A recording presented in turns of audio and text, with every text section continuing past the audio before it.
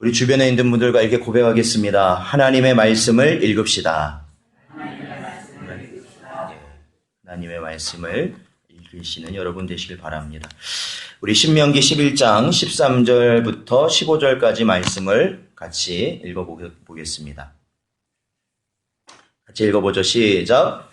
내가 오늘 너희에게 명하는 내 명령을 너희가 만일 청종하고 너희 하나님 여호와를 사랑하여 마음을 다하고 뜻을 다하여 섬기면 여호와께서 너희의 땅에 이른 비 늦은 비를 적당한 때에 내리시리니 너희가 곡식과 포도주와 기름을 얻을 것이요 또 가축을 위하여 들에 풀이 나게 하시리니 내가 먹고 배부를 것이라. 아멘. 사랑하는 성도 여러분, 아마 지난 한 주간도 많은 일을 겪으시면서 이 자리에 나오시게 되셨겠지만 제가 지난주에도 말씀드렸지만 우리 성도들이 보는 신앙적 관점이라는 것은 어떠한 현상에 집착하는 것이 아니라 그 현상 너머에 있는 보이지 않는 하나님의 뜻을 저희들이 발견하는 것, 거기에 집중하는 것이 우리 성도들의 삶이다라는 것 제가 말씀드렸습니다. 방금 읽었던 신명기 11장 13절 15절 말씀도 하늘에서 비를 내리게 하는 것, 즉 비를 내려야 곡식이 자랄 수 있고 그래야 먹고 살 수 있는 거 아닙니까? 그러니까 쉽게 말하면 먹고 사는 문제. 그리고 거기서 계속 말하고 있는 또한 가축을 위하여 들에 풀이 나게 한다. 그것도 마찬가지죠. 들에 풀이 있어야 가축들이 그 풀을 먹고 역시 그것을 통하여 의식주, 모든 것을 해결할 수 있게 되는 그러한 모든 것이 됩니다. 그런데 풀을 자라게 하려고 하지 말라는 거죠. 이 말씀을 보면 너희가 풀을 자라게 하려고 애쓰고 근심하며 노력하지 말아라. 너희가 하늘에서 비를 내리게 하기 위하여서 헛된 근심 가운데 고민 가운데 있지 말으라는 겁니다. 우리가 이 세상 살다 보면 하나님을 알지 못하는 사람들은 하늘에서 비를 내리게 하려고 그렇게 애쓰고 힘쓰고 근심한다는 겁니다. 땅에서 풀을 자라게 하려고 그 사람들은 노력하며 그 인생을 허비한다라는 것이죠. 그러나 여러분, 하늘에서 비를 내리게 하시는 분이 누구십니까? 하나님이시죠. 땅에서 풀을 자라게 하시는 분이 누굴까요? 하나님이시죠. 그렇기 때문에 우리에게 뭐라고 말씀하십니까? 오로지 하나님의 말씀을 청종하라는 겁니다. 하나님의 말씀을 잘 듣고 그 말씀대로 사는 것에 힘을 써라. 그러면 하나님께서 때를 따라 뭘 내리신다고요? 비를 내리실 것이다. 그리고 때를 따라 땅에서 뭘 자라게 하실 거라고요? 풀을 자라게 하실 것이다. 사랑하는 성도 여러분, 올 한 해 우리가 하나님의 말씀을 청종한다는 게 뭐예요? 말씀을 읽는 겁니다.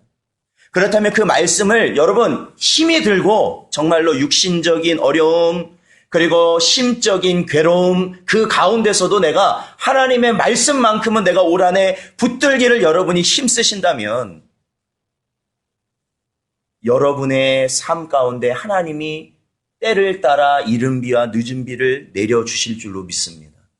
그리고 여러분의 삶 가운데 풀들이 자라나게 하여서 풍성한 삶이 되게 하여 주실 줄로 믿습니다. 그게 바로 우리의 신앙입니다. 우리의 신앙입니다. 그래서 우리는 언제나 담대하게 한 길을 갈 수 있는 거예요. 오늘은 이쪽 길 갔다가 내일은 저쪽 길 가는 세상과는 다르게 오직 한 길을 갈 수 있는 복을 우리는 누리고 있다는 것이죠. 언제나 주의 말씀에 힘쓰십시오. 이제 2월 첫째 주입니다. 아직 안 늦었어요. 아직 안 늦었어요. 현수막 내렸다고 해서 이제 새날 다 지나가 그거 아니에요. 아직 안 늦었어요. 지금부터라도 여러분 말씀을 읽으십시오.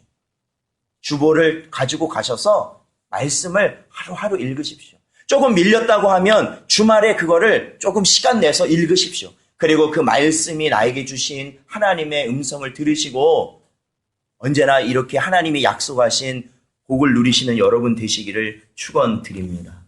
자, 오늘 저희는 마태복음 5장 21절에부터의 말씀을 보는데요.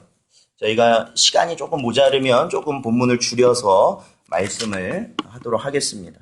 자, 조금 제가 계속해서 이 마태복음 5장에 나오는 팔복의 설교, 이 산상수훈을 조금 앞부분을 조금 요약해서 연결지어서 말씀을 드리자면 결국에는 이 팔복에 나오는 8가지의 상황에 처한 이 사람들의 심령은 어떠한 자들의 심령이냐면 바로 천국을 소망하는 자들의 심령이다. 천국을 소망하는 자. 그리고 그 8가지의 심령을 가진 자들이 받게 되는 8가지, 보면은 다른 것 같지만 그 복이라는 것 자체가 뭐냐면 천국을 받게 된다라는 것이죠. 천국을 누리는 영원한 나라를 바로 누리게 된다라는 겁니다. 그렇다면은 그 천국을 소망하는 자들은 어떠한 자들, 어떠한 삶을 사는 자들이냐면 13절부터 나오는 소금과 빛으로 사는 자들이다. 천국을 소망하는 자들은 이 세상에 허탄한 사람처럼 살지 않고 어떻게 사는 사람들이냐면 소금과 빛처럼 사는 사람이다. 그렇다면 예수님께서 이 소금과 빛된 사람을 누구라고 얘기를 하시냐면 먼저는 하나님께 영광을 돌리는, 하나님의 영광을 위하여 사는 사람들인데 어떻게 하는 것이 하나님의 영광을 돌리는 삶이냐? 착한 행실로 사는 자들이다. 착한 행실. 그렇죠? 연결이 되시죠? 제가 지금 이거를 그 아주 핵심적인 부분만 연결해서 지금 말씀을 드리는 거예요. 왜냐하면 연결이 돼야 오늘 또 본문 말씀을 연결해서 우리가 이해할 수 있기 때문에 그렇습니다. 자, 그래서 이 착한 행실이란 게 뭐냐? 그것이 17절부터 20절까지 나오는 말씀인데 착한 행실이란 건 뭐냐면 바로 그 전까지 구약에 있었던 하나님의 백성들이 지켜야 될 법이 있었어요. 그게 뭐냐면 율법이라는 것이죠. 율법. 그런데 그 율법을 예수님께서 오심으로 어떻게 하셨냐면 그 부족한 부분을 완전케 하심으로 인하여서 이제는 예수 믿는 자들이 완전케 된 그 예수 그리스도의 법을 지키며 사는 것, 그게 뭐냐? 착한 행실이다라는 겁니다. 연결이 좀 되시나요? 이걸 연결하지 않으면 각각의 의미로 받아들이게 되면 참 힘들어요. 이걸 이해하기도 힘들고 잘못 이해할 수 있는데 바로 제가 그 핵심적인 부분을 말씀드리는 거예요. 그래서 이것이 결국 이 산상수훈의 핵심인 것이죠.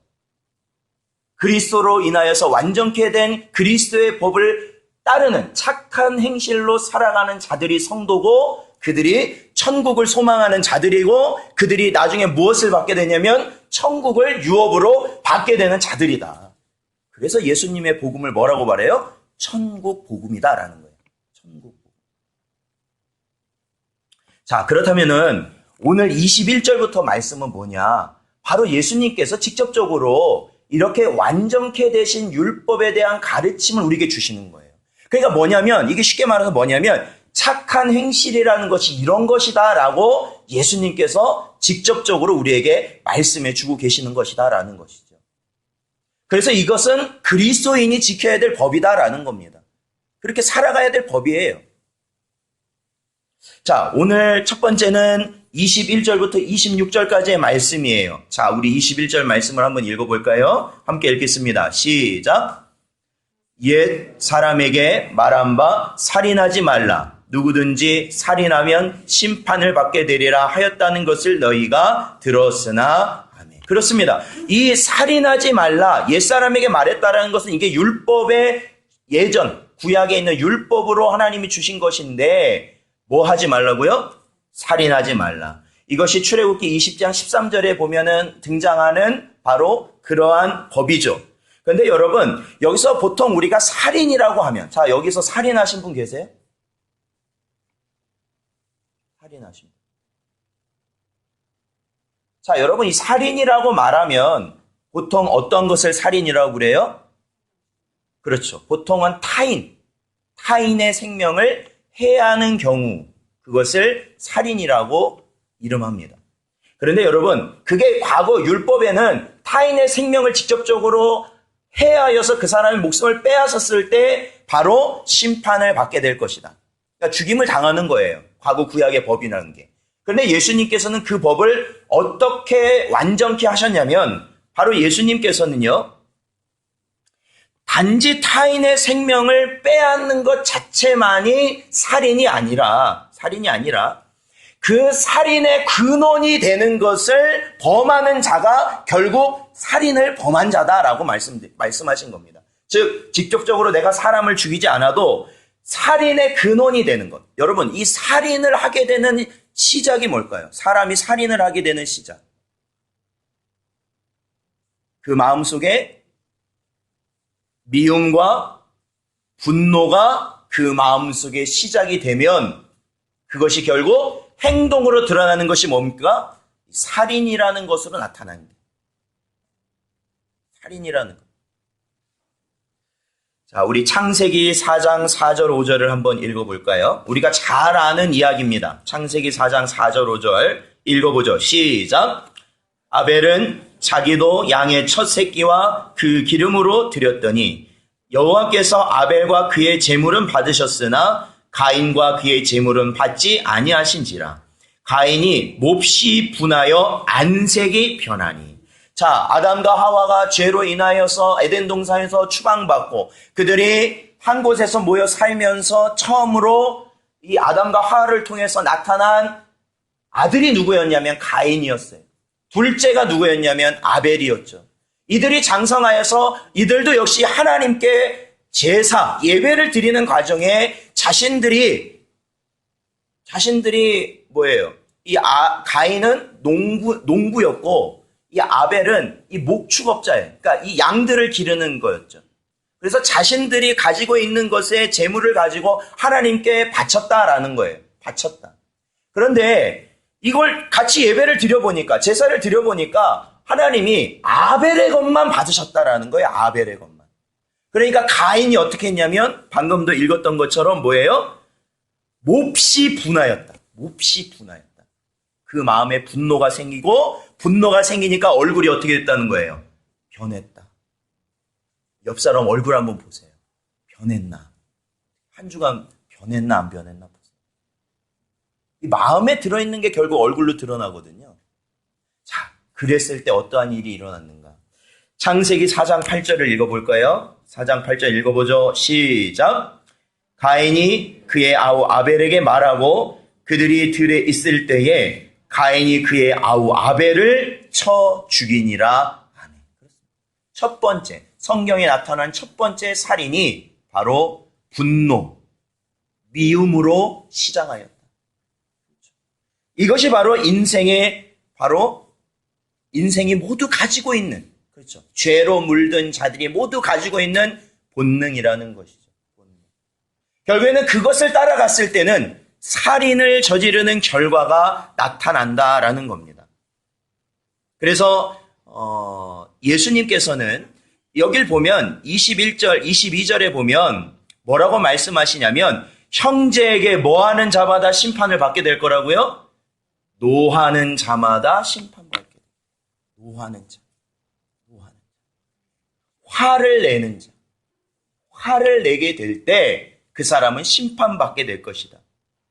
그리고 또 뭐라고 말씀하시냐면 형제에게 라가라 하는 자는 공회에 잡혀가게 될 것이다. 이 라가라는 것은 뭐냐면 이때 당시 히브리인들의 욕설 중에 하나가 라가라는 겁니다. 그러니까 우리가 쉽게 말하면 욕이죠, 욕. 그러니까 쉽게 말하면 그 욕을 했다는 것으로 인하여서 공회에 잡혀가게 될 것이다. 그리고 계속해서 보면 미련한 놈이라 하는 자는 지옥불에 들어가게 될 것이다 말씀하시는 겁니다. 결국에는 노하는 자, 형제를 욕하는 자, 미움을 가진 자가 결국 어떠한 자냐면 살인을 저지르는 자다라고 주님은 말씀하고 계시는 것이죠. 그렇죠? 우리는 이 본문을 조금 여기서 심각하게 받아들여야 될 부분이 분명히 나타납니다. 심각하게. 그것은 그 다음 예수님의 말씀이에요. 자, 23절에 한번 읽어볼까요? 23절 읽어보죠. 시작. 그러므로 예물을 제단에 드리려다가 거기서 내 형제에게 원망을 들을 만한 일이 것이 생각나거든. 그렇죠. 여기서 예물을 제단에 드린다는 것은 이것은 예배의 모습이죠. 제사의 모습이죠. 그렇다는 것은 이스라엘 사람들에게 있어서 가장 중요한 순간입니다. 하나님의 백성으로 그들이 알고 있는 이스라엘 백성들에게 가장 중요한 순간에 그들이 그것을 할 때 뭐가 생각났다는 거예요? 다른 사람, 다른 형제에게 원망 들을 만한 일이 생각났다. 원망 들을 만한 일이 생각났다. 그랬을 때 예수님이 어떻게 하라고 마시냐면 그 예배를 계속 진행하지 말고 먼저 돌아가서 그 형제와 화해를 해라. 그 문제, 생각난 것을 해결하고 돌아와서 그 다음에 제사를 드려라 라고 말씀하고 있습니다. 여러분 이 본문을 어떻게 생각할지 몰라요. 근데 저는 이 예수님께서 어떻게 보면 가장 중요한 순간 그냥 먼저 예물을 드리고 그냥 가서 화해하면 안 될까요? 그냥 우선 하던 거 그냥 하고 화해하면 되잖아요. 그런데 예수님은 그렇게 하라고 안 하셨어요. 생각났을 때 멈추고 그 모든 행동을 멈추고 돌아가서 나와 내가 원망 들을 만한 형제에게 가서 그것을 먼저 해결하고 돌아오라 말씀하십니다. 이것은 우리가 어떤 것을 볼 수 있냐면 이 가르침에서 어떠한 것을 볼 수 있냐면 긴박성을 느낄 수 있는 거예요. 즉 뭐냐면 다른 사람과의 관계에서 우리가 분노를 가지고 있거나 아니면 그 사람에게 시기심을 가지고 있거나 미움을 가지고 있는 그러한 것이 결국 아까 우리가 읽었던 예수님이 뭐라고 말씀하시냐면 그것은 결국 지옥 형벌을 받게 될 것이다 라는 그 말씀과 연관시켜 본다면 위급함과 긴급성을 가지고 있다라는 거예요. 내가 너를 언제 부를지 모르는데 너희가 그것을 그대로 갖고 있을 경우에는 어떻게 된다는 거예요? 영원한 멸망에 들어가게 될 것이다 라는 거예요. 영원한 멸망. 그러니까 아무리 중요한 일이 있더라도 그것이 생각났을 때는 저는 이 부분을 이렇게 봐요. 그것이 왜 생각났을까요? 하나님의 은혜인 것이죠. 빨리 우리 성도들에게 그러한 것들을 해결해 나가야 될 하나님의 은혜로 우리에게 생각나게 해주신 것이겠죠. 부모나 형제나 자녀나 아니면 주변 사람이나 다른 성도들이나 그러한 것들 하나님이 생각나게 해주셨을 때는 빨리 그것을 해결하라고 하나님께서 생각나게 해주신 거 아니겠어요? 위급함과 긴급성이 거기 있는 거예요. 그래서 아무리 중요한 일을 하고 있는 순간이라도 내가 영원히 멸망당하는 것보다는 중요하지 않는다라는 거죠. 그러니까 가서 해결해라. 해결하고 돌아오. 해결하고 그 일을 진행하라 말씀하시는 거예요. 사랑하는 성도 여러분, 아무리 지금 사시는 게 지옥 같아도요, 진짜 지옥과는 비교할 수 없다는 것을 기억하셔야 돼요. 아무리 이 생이 지옥같이 느껴진다고 해도 진짜 우리가 갈 지옥과는 구분하실 줄 아셔야 된다라는 겁니다. 그것이 바로 천국을 소망하는 자다라는 거예요. 천국을 소망하는 자. 그렇죠. 그래서 노하지 말라. 자, 우리 요한일서 4장 20절을 읽어보겠습니다. 4장 20절 읽어보죠. 시작. 누구든지 하나님을 사랑하노라 하고 그 형제를 미워하면 이는 거짓말하는 자니 보는 바 그 형제를 사랑하지 아니하는 자는 보지 못하는 바 하나님을 사랑할 수 없느니라. 아멘. 그렇습니다. 하나님을 사랑한다고 항상 예배하고 기도하고 봉사하고 주님 앞에 예물을 바친다 하더라도 결국 그 형제를 미워하고 용서할 수 없는 그러한 가운데 있다면 그것은 모든 것이 거짓되고 헛된 것이다. 성경은 말씀하고 있습니다. 사랑하는 성도 여러분, 오늘의 이 긴박한 말씀을 마음에 새기시고 착한 행실이 무엇인지 여러분 하나하나 다시 한번 정리하시면서 주님 앞에 나아가실 수 있는 여러분 되시기를 주님의 이름으로 축원드립니다.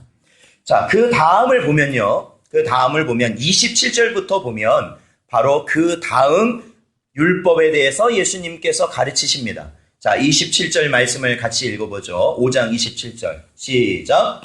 또 간음하지 말라 하였다는 것을 너희가 들었으나 아니. 그렇습니다. 이것도 역시 출애굽기 20장 14절에 보면 간음하지 말라는 법이 있습니다. 여러분, 이 간음이라는 표현은 요즘 잘 안 쓰죠. 전에 이제 간통이라는 표현이 있었는데 그것도 이제 요즘은 잘 안 쓰는데 이 간음이라는 것은 결국에는 이 정식 부부 관계가 아닌 사람들끼리 남녀가 어떠한 성적 관계를 갖는 것. 그것이 간음입니다. 간음이에요. 그 구약에서는 굉장히 엄격한 법으로 다스렸는데, 왜냐면 죽였어요. 간음하는 자들을 죽였어요. 돌로 쳐 죽였어요. 자, 그런데요, 예수님께서는 그러한 육체적 관계가 있을 때만 간음한 것이 아니라 예수님께서는 이 간음에 대해서도 예수님이 완전한 법으로 우리에게 가르치시는 것이죠.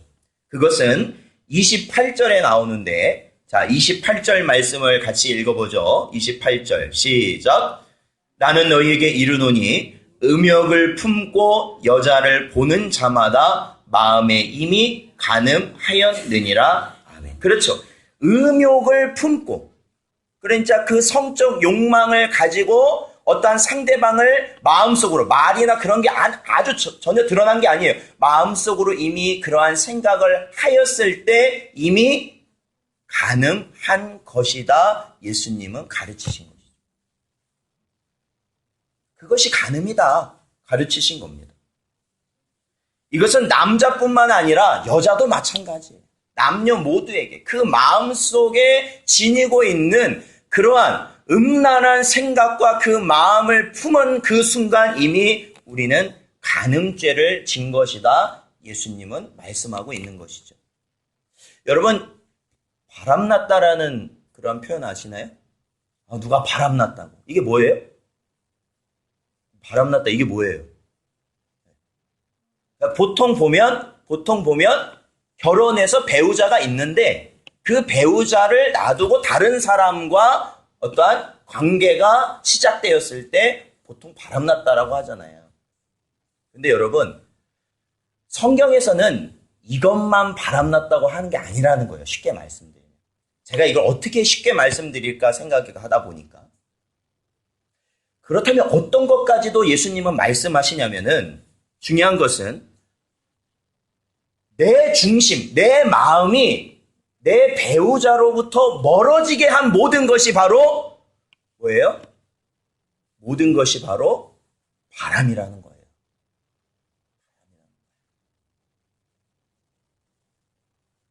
바람이라는 거예요. 그것이 행동적으로 나타나지 않았다 하더라도 그 마음이 떠났을 때 그것을 예수님께서는 간음이라고 말씀하시는 거예요. 쉽게 말하면 우리는 보통 어떤 것까지 생각하냐면 음란물. 그렇죠. 음란물. 아니면 저는 이런 경우도 봤어요. 조금 이제 시간이 되겠는데 요즘은 더 많겠죠. 결혼을 했는데 남편이 게임을 너무 좋아해가지고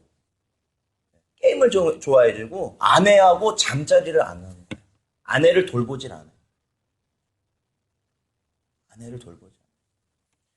자, 그리고요, 여기서 좀 더 확장하면요, 어떤 취미라 불리는 어떠한 것에 우리의 마음을 다 뺏겨서 살피지 않는 거예요. 가정을 살피지 않는 거예요. 그것이 결국 뭐라고요? 예수님이 말씀하시는 간음에 들어간다는 거예요. 그 중심이 떠났다라는 거예요. 중심이 떠났다. 즉, 하나님께서 나에게 허락하신 배우자보다 더 큰 기쁨을 느낄 수 있는 다른 대상이 나타난다. 그것이 바로 간음이라는 겁니다. 그러므로 굉장히 이 부분에 대해서는 우리 성도들이 주님 앞에 엄격해져야 된다. 저는 그렇게 말씀드립니다.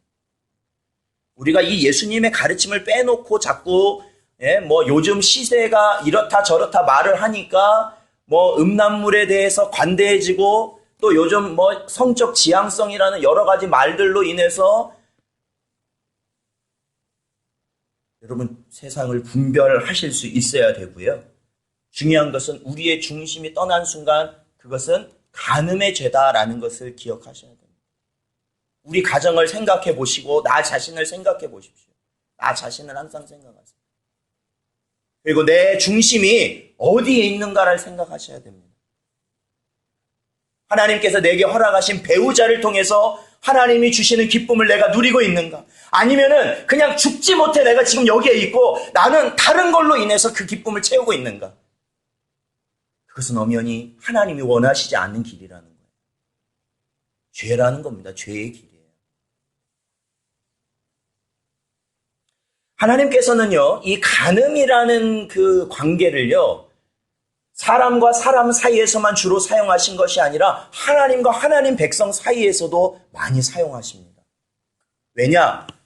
중심이라는 것이 거기엔 들어가 있기 때문에 중심. 그렇죠. 하나님으로부터 우리가 모든 기쁨과 모든 은혜와 모든 복과 모든 것을 내가 누리지 못하고 어느 순간 하나님의 점점점 내 마음속에서 사라져가고 다른 어떤 것, 다른 것이 내 기쁨이 되고 내게 모든 즐거움을 주고 내게 어떠한 모든 살아갈 의미를 주는 것이 나타났다. 그러면 그게 뭐라고 말하냐면 성경에선 영적 간음이다라고 말하는 것이죠. 그게 영적 간음. 그러니까 하나님보다 물질을 사랑하면 그것이 영적 간음인 것이죠.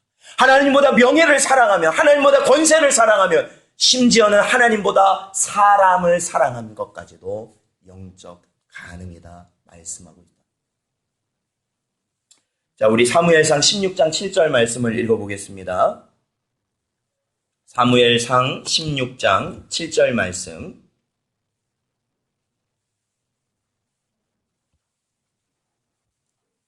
사무엘상 16장 7절 말씀 같이 읽어보죠. 시작. 여호와께서 사무엘에게 이르시되 그의 용모와 키를 보지 말라. 내가 이미 그를 버렸노라. 내가 보는 것은 사람과 같지 아니하니 사람은 외모를 보거니와 나 여호와는 중심을 보느니라 하시더라. 아멘. 그렇죠. 외모를 보는 게 아니라 하나님은 뭘 보신다고요? 중심. 우리의 심령을 보신다. 우리의 속을 보신다. 우리의 속. 자, 그리고 이제 33절부터 보면요. 어떠한 것이 나오냐면, 자, 우리 33절 말씀을 읽어볼까요? 본문 마태복음 5장 33절 읽어보죠. 시작.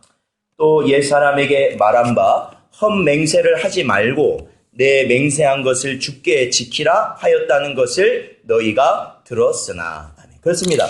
여기 보면 이것은 레위기에 나오는 법입니다. 레위기 19장 12절에 보면 이 법이 나오는데요. 예수님께서는 이 가르침, 자, 헛맹세를 하지 말아라. 그러니까 참 맹세는 해도 되고 헛맹세는 하지 말아라는 구약의 가르침이 있는데 34절에 보면 예수님이 뭐라고 말씀하시냐면 도무지 맹세하지 마라. 그러니까 맹세하지 말아라. 근데 여기에서 이 가르침을 보면요. 이것은 어떠한 공적인 것이나 아니면 이 많은 대중 앞에서 행해지는 그러한 것을 모두 포함하는 것이 아니라 우리 개인들이 하는 것들을 주로 말씀을 하십니다. 이 도무지 맹세하지 말라. 그것은 그 내용을 보면 그겁니다. 그 내용을 쭉 보면요. 결국에는 어떤 것이냐면 37절 말씀을 한번 읽어보겠습니다. 37절 말씀 읽어보죠. 시작. 오직 너희 말은 옳다 옳다 아니라 아니라 하라. 이에서 지나는 것은 악으로부터 나느니라. 아멘. 그렇습니다. 이 맹세라는 걸 하는 이유는 뭐냐? 자기가 어떠한 맹세라는 걸 하게 되는 이유는 뭐냐면 자기가 갖고 있는 어떤 연약함 아니면 결핍 그러한 것을 즉 자신의 진실을 보증하기 위해서 맹세라는 수단을 사용하게 되는 것이죠. 제가 보증할게요. 저만 믿으세요. 저만 믿으세요. 확실합니다. 확실해요. 확실해요. 상대방이 조금 의심을 갖는 것 같으면 아니에요. 다시 한번 보세요. 확실하다니까요. 자, 이 맹세라는 것을 자신의 진실성을 나타나기 위한 수단으로 사용할 때 대부분 보면요. 자신의 어떤 상대방이 의심하는, 즉 자신의 부족함을 가리기 위하여서 그것을 사용하는 것이 대부분이라는 겁니다. 그렇죠? 자, 그런데요. 예수님은 뭐라고 말씀하셨어요? 오직 너희 말은 옳다, 아니라 하라. 맞으면 맞다고만 하고, 틀리면 틀리가고만 하면 된다라는 거예요. 이것은 어떠한 것을 의미하냐면, 성도들이 맹세나 어떤 다른 것이 아니라 모든 세상 사람들에게 믿음을 줄 수 있는 그러한 성품을 가져야 된다라는 것이죠. 저분이 집사님이야. 그러면 괜찮아. 이번에 안 받아도 돼. 다음에, 그러면 그때 주실 거야. 저분이 목사님이야. 그러면 반드시 그때 그렇게 하실 거야. 바로 이러한 성품을 우리들이 가져야 된다라는 겁니다. 그게 바로 소금과 빛된 자들의 모습이라는 것이죠. 자, 계속해서 보면, 38절에 보면요. 38절. 또 하나의 가르침이 등장하는데, 같이 읽어보겠습니다. 38절 읽어보죠. 시작. 또 눈은 눈으로, 이는 이로 갚으라 하였다는 것을 너희가 들었으나. 그렇죠. 자, 여기 보면 이 법은 출애굽기 21장 24절에 나오는, 보통 말하면 이 보복법이라는 겁니다. 보복법. 그런데 이 보복하는 것이 어떻게 그때 당시 구약의 법은 그냐면, 눈을 상하게 하면, 어떤 사람이 눈을 상하게 한다면 똑같이 상하게 한 자의 눈을 상하게 하는 겁니다. 만약에 팔을 다치게 했다면 그 똑같은 팔을 다치게 하는 겁니다. 그러니까 어떤 분들은 뭐 이렇게 성경이 이렇게 잔인하냐 이렇게도 말하지만, 여러분 생각해 보십시오. 내가 눈이 하나 다쳤다고 하면 그 다친 사람이 상대방을 눈만 이렇게 다치게 하겠습니까? 죽이겠죠. 정말 화가 치밀어 올랐다. 그것을 막는 법이 구약의 보복법이에요. 사실은 그 안전장치가 있는 것이죠. 그럼에도 불구하고 예수님께서는 뭐라고 말씀하시냐면요, 오히려 보복하지 말으라는 겁니다. 보복하지 마라. 보복하지 마라. 사실 이 보복한다는 것은 어떠한 마음을 갖고 우리가 보복을 하게 됩니까? 누군가로부터 해를 당했어요. 손해를 받았어요. 그러면 우리도 어떻게 하고 싶어 해요? 본능적으로. 갚아주고 싶죠. 갚아주고 싶죠. 똑같이 갚아주고 싶을까요? 몇 배로 갚아주고 싶죠, 사실은요. 우리 마음속에요. 그거를 막는 게 구약의 보복법인데, 예수님께서는 거기서 한 단계 더 들어가서 뭐라고 하시냐면, 아예 보복할 생각하지 말아라. 그건 무슨 의미일까요? 보복을 하려는 그 마음에 뭐가 있어요? 마음에. 그 마음에 이미 미움이 생기죠. 분노가 생기죠. 그렇죠? 하나님께서 원하시지 않는, 하나님께서 갖지 말아야 할 것을 이미 가지게 되기 때문에 그렇죠. 그래서 예수님께서는 이렇게 말씀하시잖아요. 너무나도 잘 아는 말씀이지만, 오른뺨을 치면 어떻게 하라고요? 왼편을 돌려대라. 그리고 누군가 속옷을 가지고자 하면 뭐까지 주라고요? 겉옷까지 줘라. 지금은 우리가 이 옷이라는 게 너무나도 많아서 처치곤란이지만, 당시에는 옷이라는 게 거의 없어요. 옷이라는 게. 그냥 쉽게 말하면 우리가 말하는 가마니 있지 않습니까? 가마니 같은 것에 구멍을 목 뚫고 팔 뚫고 그래서 끼고 그 다음에 허리를 묶으면 그게 옷이거든요. 그러니 속옷이라는 것이 가당이나 하겠습니까? 속옷은 굉장히 귀한 것이죠. 그런데 만약에 그것을 누가 가지려고 하면 아예 뭐까지 주라는 거예요?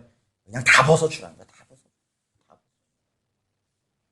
그리고 누군가 오리를 가고자 하면 십리를 가라. 십리를 가고, 누구든지 구하는 자가 있으면 그거 거절하지 말아라 라고 말씀하시는 것이죠. 생각해 보세요. 자, 여기서 중요하게 그것은 그거예요. 그것은 예수님께서 말씀하신 모든 그리스도의 법의 핵심은 뭐냐면, 너의 중심을 하나님께 온전히 세워야 된다는 거예요. 중심. 누군가 뭔가를 나에게 구했을 때 막 내 마음속에 불편함이 생긴다든지, 아니면 누가 어디 좀 같이 가자고 그러는데 그냥 그 마음속에서 그쵸? 그 마음에 뭔가 일어나는 거 있잖아요.